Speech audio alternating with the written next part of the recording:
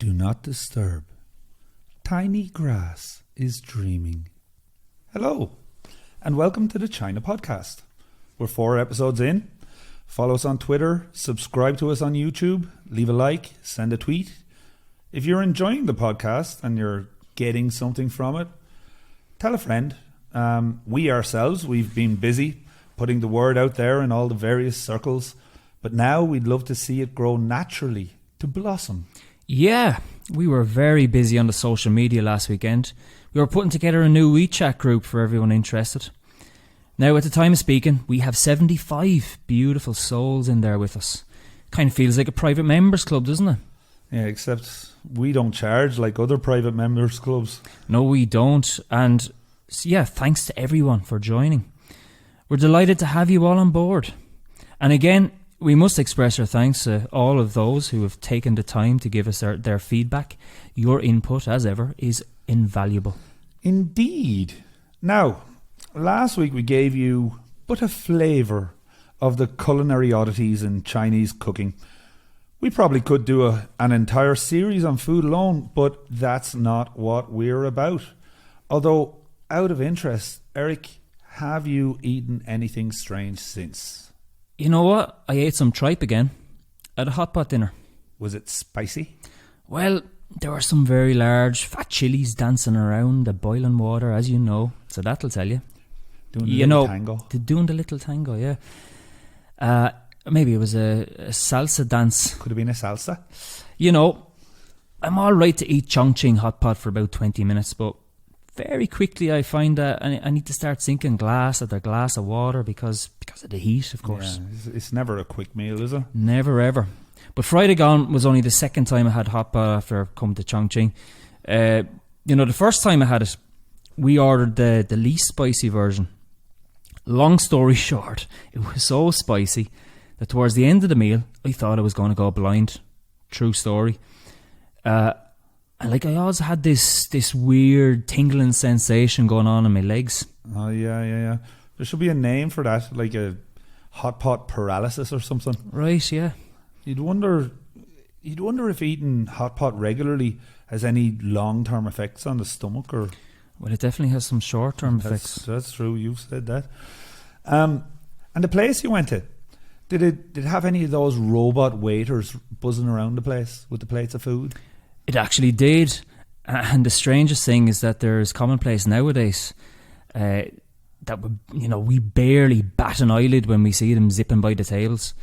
Of course, the odd one or two people might take a video, but most others just carry on as if it was the most normal thing in the world. It's all very, very cyberpunk here in China, isn't it? Oh, yeah, so futuristic. So, let's talk cyberpunk. Yes, please. Now, of course, cyberpunk, Owen, is such a huge genre. Where do we start? Well, let's start with the foundations of cyberpunk. What is it? Well, we'll start with the words itself. The word was invented by a writer called Bruce Bethke in 1980 in a short story called Cyberpunk. And he, of course, had no idea how popular the word would become, did he? No, it was just a throwaway portmanteau word that he used as the title to a short story about computer hackers in the future. Bethke himself, he became an award-winning author, and he went on to win the Philip K. Dick Award for his novel Head Crash in 1995. But even though he was relatively unknown at the time, the word just kind of took off from there. Bethke has never claimed to be the inventor of the movement. He puts that squarely on the head of a man called William Gibson, who wrote the novel Neuromancer in 1984. That's true. People claim Gibson as the real turning point in the movement. He himself was standing on the shoulders of other people.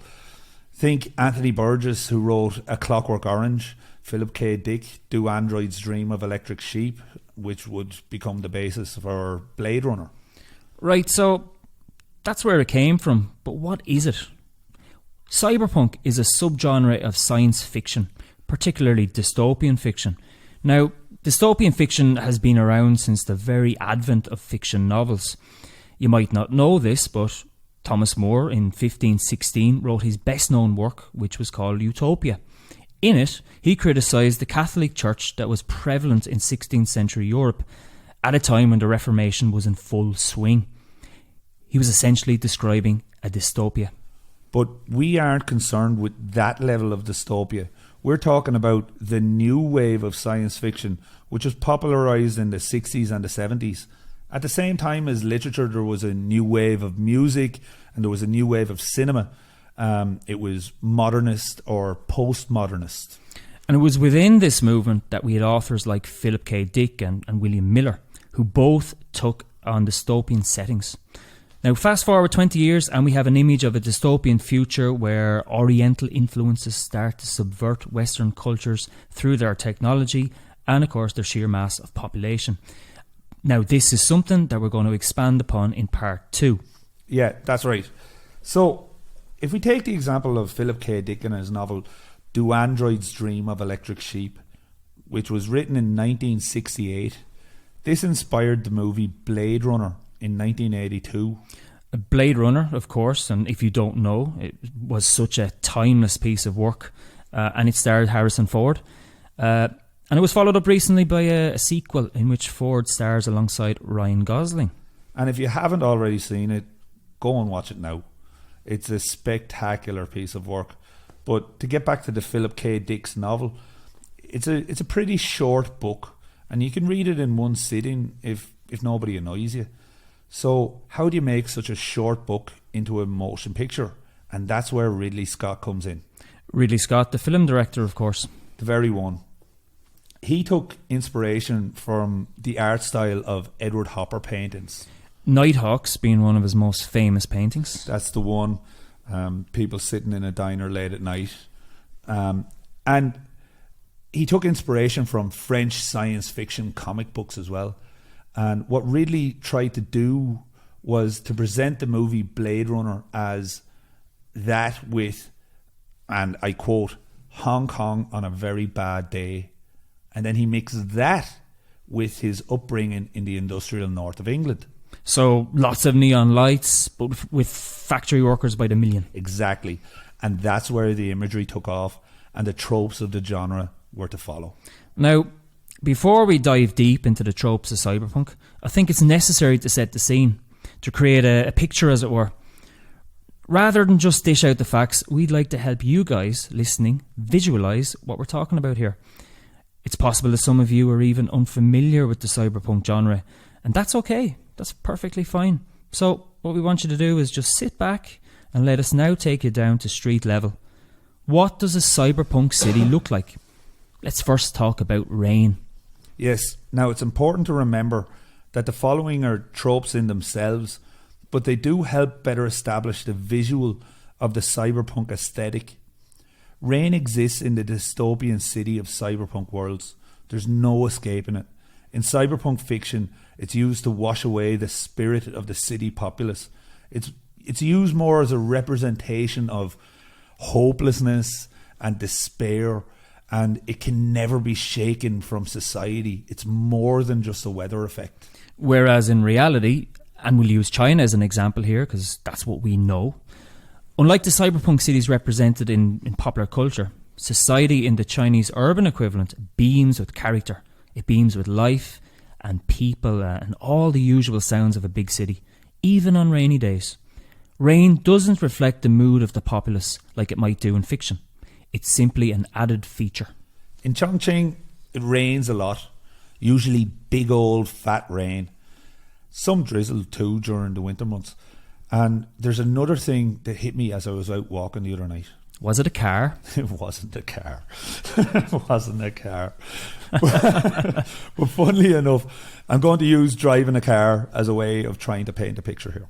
So, when it rains heavily in a big city with bright neon lights and there's a lot of standing water around, those neon lights reflect off the water as beams travelling in several directions.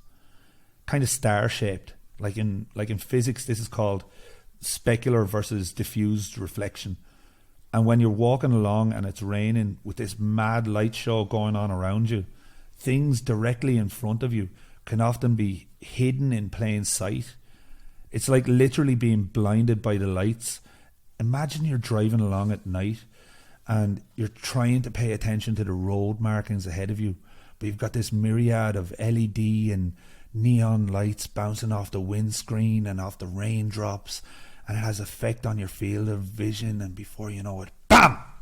A pigeon? Another car. You've crashed because you were blinded by the lights. Were you driving on the wrong side of the road by any chance? I don't drive. I don't need to worry about walking into other people. Or a fire hydrant? Or any sort of other pavement obstacle. Sucks being you. Yeah, that's true. And in a cyberpunk city like Chongqing, this effect is multiplied tenfold. What's also true of Chongqing, as well as many other megacities in China, is aerial traffic. Now, we're not talking flying cars and people going around with jetpacks here. We're talking trains mostly, cars and cable cars too, even pedestrians.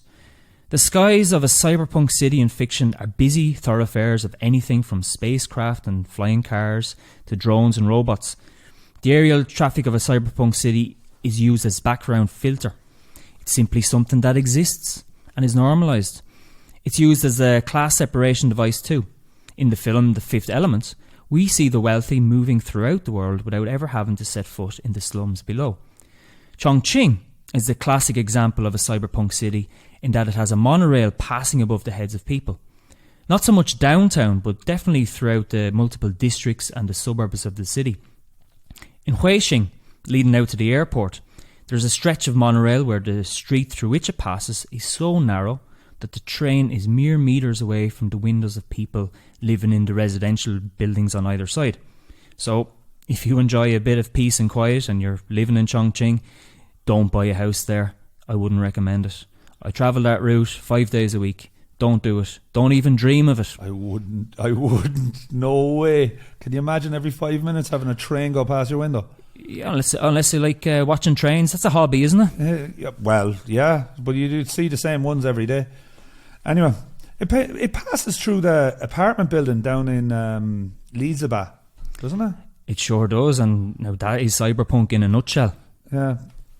In terms of cars and other such vehicles, there's a place in Lianglukou in Chongqing where you can see 5 different levels of road travelling at the same time. 1 on the ground and then 4 raised separate road systems above it. And then we have the cable cars. You wouldn't call them an everyday mode of transport, but it's more of a touristy thing nowadays. But it does qualify as aerial traffic. And when you're going across one of the many bridges in a taxi or whatever, you see these cable cars and the trains moving along in different directions. And with all this taking place amongst the mega skyscrapers of the city skyline, it just looks so cool. It's a spectacle. Oh yeah, it's a feast for the eyes. I mean, you'll never be bored travelling to and fro in this city. And what about the architecture of a cyberpunk city? As you can imagine, there's an abundant supply of skyscrapers that often stretch on seemingly forever. In the fictional representation of cyberpunk cities, every city design is different, and every skyscraper design is unique to its corporate or governmental overlords. But when hundreds of these buildings are fused together, they can often blot out the natural sky and create a dark landscape that is illuminated only by neon and flashing screens that batter the people beneath the hordes of advertisements. And not only that, but cyberpunk cities are architectural melting pots. Their designs come from all 4 corners of the world, and this blending of architectural styles mirrors the many races to be found in the city.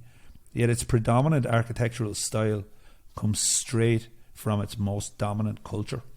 So, how does all this play out in China? That's what everyone wants to know. Again, we'll take Chongqing as an example and try to paint a pretty picture here. Let's look at the Chongqing Art Museum. Now, it fits the mould of what you would consider the trope of a cyberpunk architecture. The outer structure of the building is composed of an interwoven pattern of red beams that run north-south and black beams that run east-west. The design is said to be inspired by chopsticks and hot pot, but such is its striking, even otherworldly appearance that it resembles one of those Imperial Starship destroyers from Star Wars, depending on which angle you're looking at it. And like lots of other buildings in Zhejiang, it's given this extra dimension when it's lit up in bright red at night, making it blend in nicely with the whole cyberpunk aesthetic of the city. Check it out online. It's spectacular. It is amazing. And then you have Raffles City. Raffles City, Chongqing, 4 skyscrapers linked together by a rooftop walkway with another 2 standing in front of it. It was designed by a man called Moshe Safdie, a multinational being in every sense of the world. He has Israeli, Canadian and American citizenships. And if you search for Raffles City, Chongqing online, it might look kind of familiar. It might remind you of the Marina Bay Sands building in Singapore, and that's because it was designed by the same fella. So we've spoken about some of the visual tropes. Now let's talk about some of the other tropes of the genre for a little bit here. How exactly does a cyberpunk city function? Because it's a sensory experience after all. And one of the biggest things is that advertising is everywhere. It is. Right. So we'll take a little segue for a second to the music of Sig Sig Sputnik. Lovely name. Isn't it? Yeah. Sig Sig Sputnik. They deliberately set themselves up as cyberpunk. Tony James, he was the bassist of Generation X, which was Billy Idol's band. And he founded Sig Sig Sputnik without wanting the band ever to be actually musical. He instead saturated the image, the vision of a cyberpunk dystopian future, an image of postmodernism, sci-fi, pop culture, technology and commercialism. They sold advertising space between the songs on one of their albums. They actually got paid to advertise L'Oreal's studio line on the album. The band even had the slogan, "Fleece the World." And there are other examples of this overwhelming presence of advertising in cyberpunk. Owen, you love your anime, don't you? Anime, or animation as the Japanese call it. Are you triggered? Yeah, so let's get into it. Japanese animation, Cowboy Bebop. Well, most of Cowboy Bebop is set in dingy, less affluent parts of the used future. In flashbacks to Faye Valentine's revival from cryogenic suspension. No warning, no spoiler warning, sorry lads.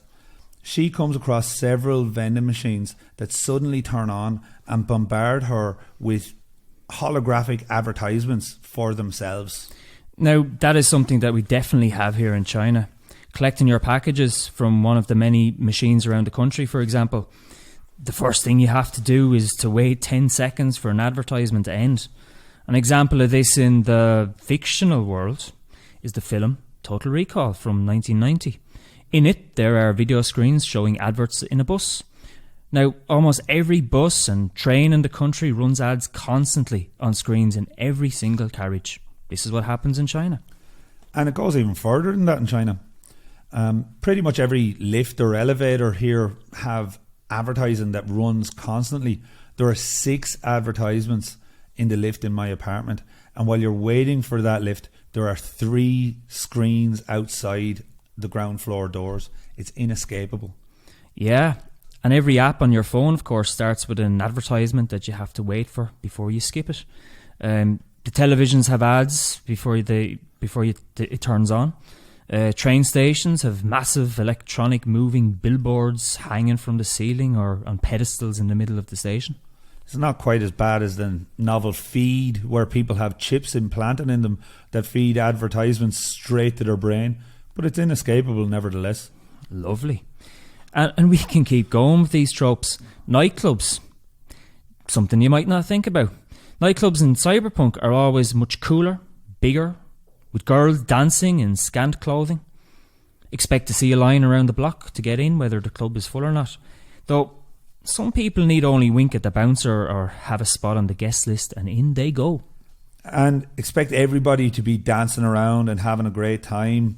Whereas in real life, you're likely to see a lot of mood dissonance among the people there and more than a few people who just want to go home. There might even be dancing royalty clearing the dance floor with their amazing dance moves or leading a flash mob styled dance sequence.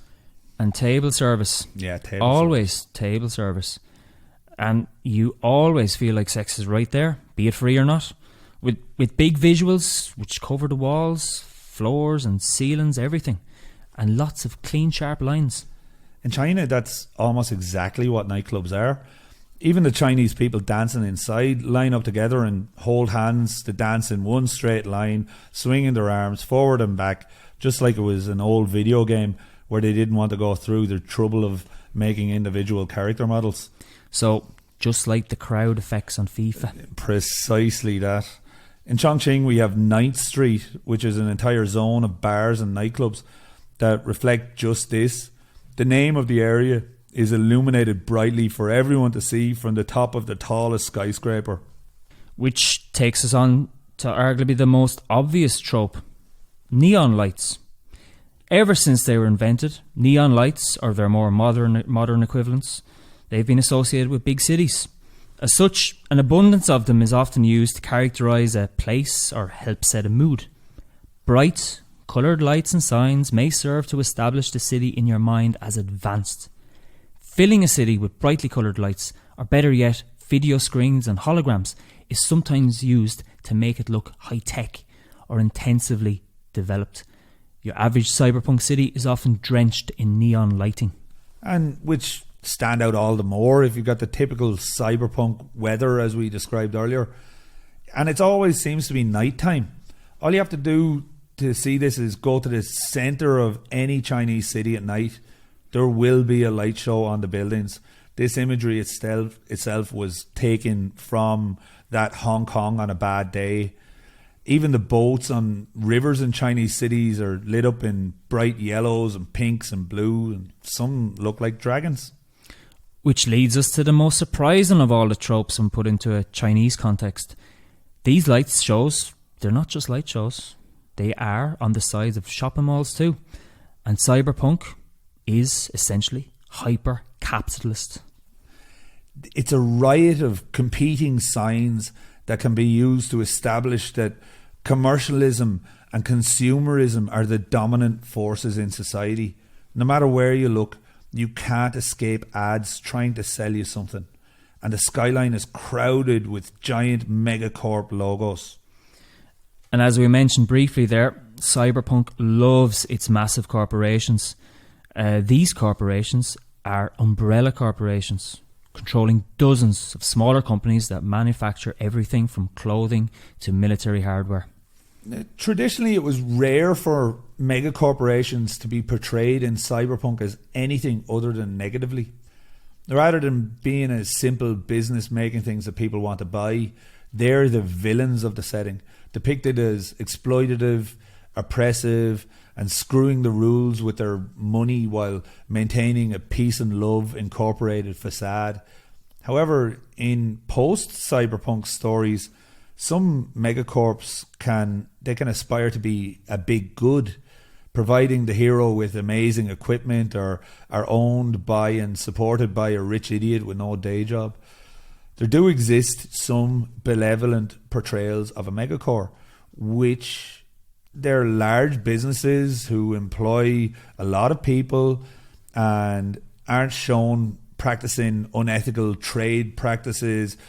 These benevolent portrayals, they've become increasingly more common in 21st century media. Right, and mega corporations are shown to be private institutions that don't have to play by the rules. Yeah. Because, why? Nobody is forcing you to work for them or buy from them or use their institutions or buy their products, whatever the case might be. Dark versions will show these guys buying off and eliminating their competitors, brainwashing the masses and coming up with evil plans to ensure they have a monopoly. Their employees are portrayed as oppressed, paid pitifully, low wages, if paid at all, and they are expendable.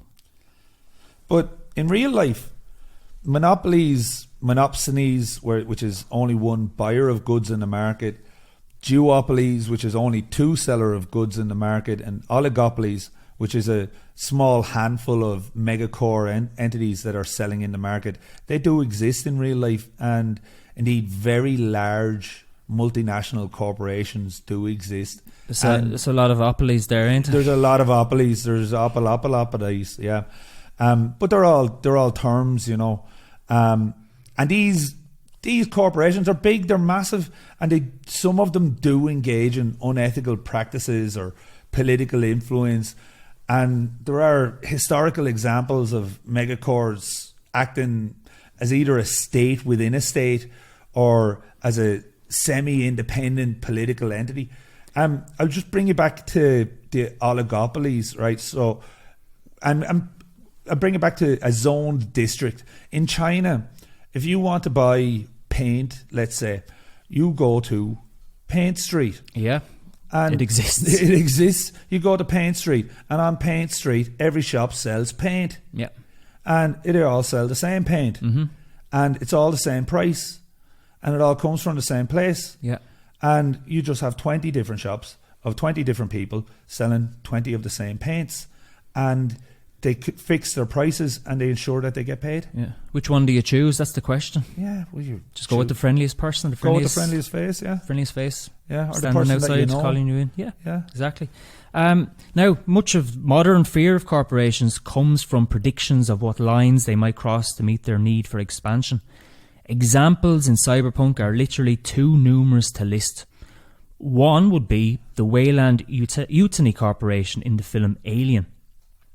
Famously evil enough to sacrifice squads of colonial marines, entire colonies, and the security of the Earth in its attempt to weaponize the eponymous alien critters. In the fourth film, this corporation is eventually bought out by an even more evil rival, Walmart. No, that is an evil corporation. If ever there was one. If ever there was one. So the Tyrrell Corporation in Blade Runner, that controls the production of androids. With this and the Wayland Yutani, both of these actually predate the cyberpunk genre. Ridley Scott can be considered this trope's codifier, if not the man who made it himself. In Blade Runner 2049, Tyrrell has gone bankrupt and was bought out by the Wallace Corporation, which they had massive power because they controlled the entire world's food supply. Yeah, and then we have the Fifth Element. In the Fifth Element, the Zorg Corporation has business interests ranging from taxi service to weapons manufacturing, plus a CEO who sells out humanity to the big bad in exchange for a couple of extra bucks, and personally attempts to kill the heroes when his hired guns can't do it. Now, that's the extreme side of things. And again, we need to separate fiction from reality. Yes, indeed. In China, I can take out my phone and I can use my WeChat app to get a bike, to get a meal delivered, to call a doctor, to order my shopping from the supermarket. Alipay too. They give daily updates on COVID cases, and they have health codes which are acceptable for travel on trains and planes. They have all your personal information. They're linked directly to your ID card and your passport number. Sounds like Big Brother, but in all actuality, massive corporations like this make life easier. You might even go so far as saying that they operate for the common good. Tencent, WeChat's owners, they operate banking, social media, video games, television, comic books, you name it. They do it. And then the next one, mega cities. A city whose population and physical size are massive, not just in raw numbers, but in density. The actual size can depend on the average city size of the setting, but for modern science fiction, you can assume the number of citizens in these cities goes into the hundreds of millions or even the billions. Depending on the setting, you can expect to see a lot of tall buildings, endless suburbs, and futuristic ways to get around. If you're lucky enough, the author may have even thought of the difficulties with providing food and water for all the inhabitants, as well as the problems for the environments which many people naturally generate.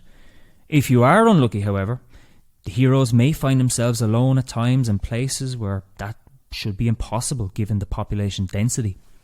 The mega city will probably be the capital city or hub city. And if it's not, it's a merchant city. And there'll definitely be a bazaar of the bazaar, a market or a black market, if you know the right place to look. The most extreme examples of this are the mega cities in Judge Dredd, another film.